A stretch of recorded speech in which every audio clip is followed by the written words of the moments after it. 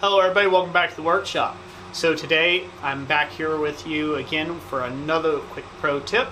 This one is going to be a little bit about business. So thanks for watching and let's get to it.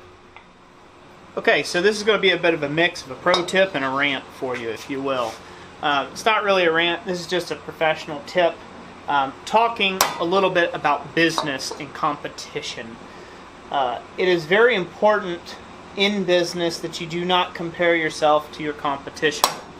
And the reason why is because you're bringing to the marketplace something different, something new, should be something interesting, or something of your own value. You have something of value that you're trying to offer a specific client base. So that may be completely different than somebody else's client base. Now, you may sell very similar items, but that doesn't necessarily mean they are one and the same. This is very hard for some people to get kind of the hang of and get this understanding of when you're starting a business out, is to take and compare yourself to other blacksmiths around you in what they're pricing their stuff for, what they are, what their market's supposed to be, and guesstimating their wage or guesstimating their pay wage and things of that nature.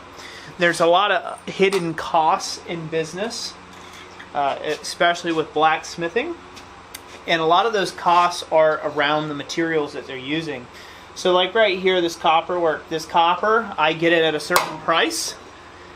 In your locality, the price is irrelevant here because in your location, you may not have the same luxuries that I have to be able to get this copper for economical price for your business.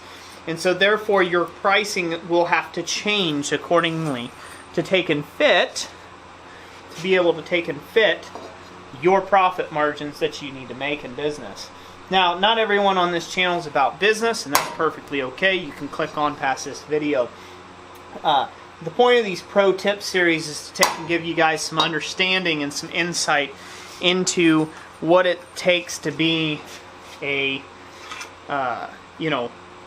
blacksmith in this world, help you with some technique type stuff, and also encourage things around business and stuff for those guys that are helping there. So just trying to take a couple minutes of your time each day. We're about expired on that here.